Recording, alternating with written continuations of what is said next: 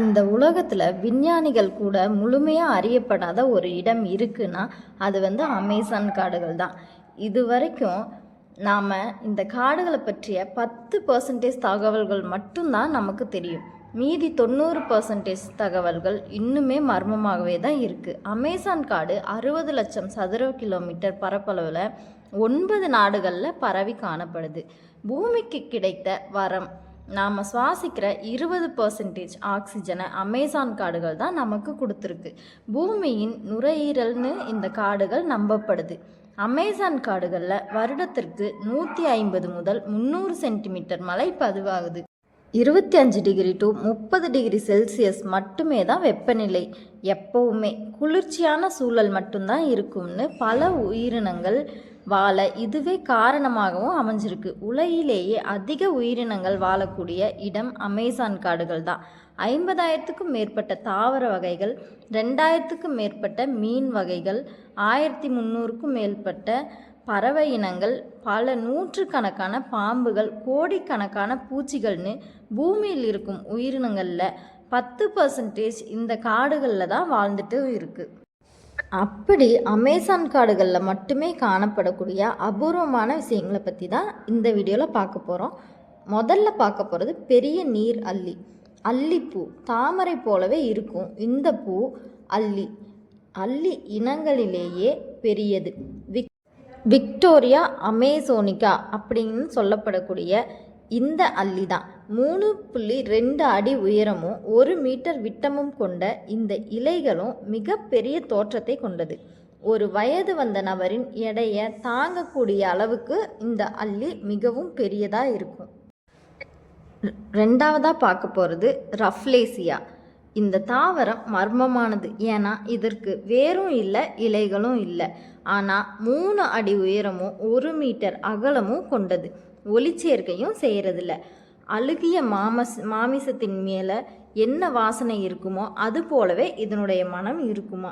இது ஒரு ஒட்டுண்ணின்னு நம்ம மூணாவதாக பார்க்க போகிறது வாக்கிங் டாம், நடக்கும் பனை என்று சொல்லக்கூடிய மரங்கள் ஒரே இடத்துல தான் இருக்கும். ஆனால் இந்த மரங்கள் தன்னுடைய பழைய வேர்களை அறுத்துக்கிட்டு புதிய வேர்களின் மூலமாக சூரிய ஒளி எந்த பக்கம் இருக்கோ அந்த வாக்கில் நகர்ந்து செல்லுமா.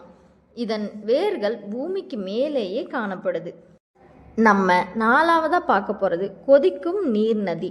98 டிகிரி செல்சியஸ் முதல் 110 டிகிரி செல்சியஸ் வரை இந்த நீரின் வெப்பநிலை இருக்குமா. இந்த நதியின் பெயர் ஷானே டிம்பிஸ்கா நதி. இன்றளவும் இதே வெப்பநிலையில் காணப்படுது. இந்த நிகழ்வை புவி வெப்பசரிவு மற்றும் சுரங்க தளங்கள் போன்ற காரணங்களால் இவ்வாறு இருக்கலான்னு நம்பப்படுது. நம்ம அஞ்சாவதாக பார்க்க போகிறது ஜூமா என்ற விலங்கு. குறைந்தது 8 அடி இருக்கக்கூடிய இந்த விலங்கு மனித உறவில் இருக்குமா. இந்த விலங்கு அதிகப்படியான சத்தத்தை ஏற்படுத்துமா. இந்த விலங்கின் வாசனை மனிதர்களை மயக்கமடைய செய்யுமா. இந்த விலங்கை தேடி சென்ற விஞ்ஞானிகள் இன்று வரைக்கும் இது எங்கே இருக்குன்னு கண்டுபிடிக்கவே முடியலன்னு சொல்லியிருக்காங்க. நம்ம ஆறாவதாக பார்க்க போகிறது சிவப்பு ஊளையிடும் குரங்குகள். நம்ம நாய் மற்றும் நரி ஊளையிடுறது தான் கேள்விப்பட்டிருக்கோம். இந்த குரங்குகள் ஊளையிடுமா. அப்படி வரும் சத்தம் சுமார் 5 கிலோமீட்டர் வரை கேட்குமா. அவ்வளவு சத்தமான ஒலியை எழுப்பக்கூடிய ஒரு சிறிய உயிரினம் தான் இந்த வகை குரங்குகள். நம்ம ஏழாவதாக பார்க்க போகிறது ஹார்பி கழுகு. தீவிரமான கண்களும் கூர்மையான அழகும் ஹார்பி கழுகின் முக்கிய அம்சமாக பார்க்கப்படுது. முதன்மை வேட்டையாடியான இந்த ஹார்பி கழுகு சாம்பல் நிற தலையையும் வெள்ளை நிற வயிற்று பகுதியையும் வெள்ளை, சாம்பல், கருப்பு ஆகிய 3 நிறங்களில் இறகுகளும் கொண்டுள்ளது. எட்டாவதாக பார்க்க போகிறது வித்தியாசமான பறவை போட்டுங்கிற பறவை. இந்த பறவைகள் ஆந்தைகள் போல இரவில் மட்டுமே சுறுசுறுப்பாக இருக்குமா. பகலில் தான் உருவத்தை மறைச்சிக்கிறதுக்காக மரங்களில் உட்கார்ந்து ஒரு காய்ந்த மரப்பட்டை போல அதன் உருவத்தை மாற்றிக்கொள்ளுமா. அது இருக்கும் இடத்தை தெரிவிக்க ஒரு வித்தியாசமான ஒலியையும் எழுப்புமா. ஒன்பதாவதாக பார்க்க போகிறது இளஞ்சிவப்பு டால்ஃபின். அமேசான் காடுகளில் மட்டுமே இருக்கக்கூடிய இந்த வகையான டால்ஃபின் ஒரு நன்னீர் டால்ஃபின்னு சொல்லப்படுது. இதனுடைய வயது அதிகரிக்கும் பொழுது இதன் நிறமும் அடர் சிவப்பாக மாறிட்டே இருக்குமா. 10ஆவதாக பார்க்க போகிறது கண்ணாடி தவளை. இந்த தவளையின் உடல் உறுப்புகள் வெளியே தெரிகிற அளவுக்கு அதனுடைய தோல் ரொம்ப கண்ணாடி மாதிரி இருக்குன்னு சொல்லப்படுது. இந்த தவளையின் தோல் கண்ணாடி போல் இருப்பதாலேயே இந்த பெயர் இந்த தவளைக்கு இருக்குது. இந்த தனித்துவமான தோற்றம் தாவரங்களுடன் ஒன்றி போய் ஆபத்திலிருந்து பாதுகாக்கவும் உதவியாக இருக்குது. 11ஆவதாக பார்க்க போகிறது விஷ அம்பு தவளைன்னு சொல்லக்கூடிய இந்த ரெட் ஃப்ராக்.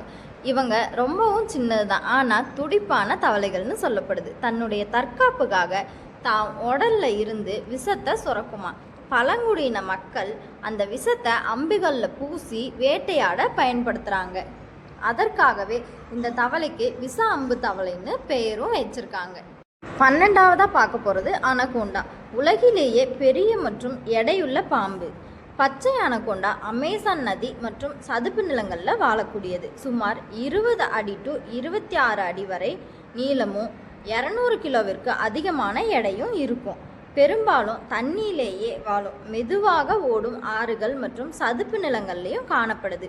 இதுக்கு விஷம் இல்லை, ஆனால் தன்னுடைய உடலை பயன்படுத்தி வேட்டையின் உடலை சுற்றி நெரித்து மூச்சு திணறத்து கொல்லுமா.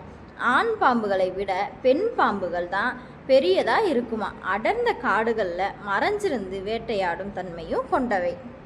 நம்ம 13ஆவதாக கடைசியாக பார்க்க போகிறது பழங்குடியின மக்கள். அமேசான் காடுகளில் 400க்கும் மேற்பட்ட பழங்குடியின குழுக்கள் இருக்காங்க. இதில் பல குழுக்கள் வெளியுலக தொடர்பு இல்லாமல் தங்களுடைய பாரம்பரிய முறையிலேயே வாழ்கிறாங்க.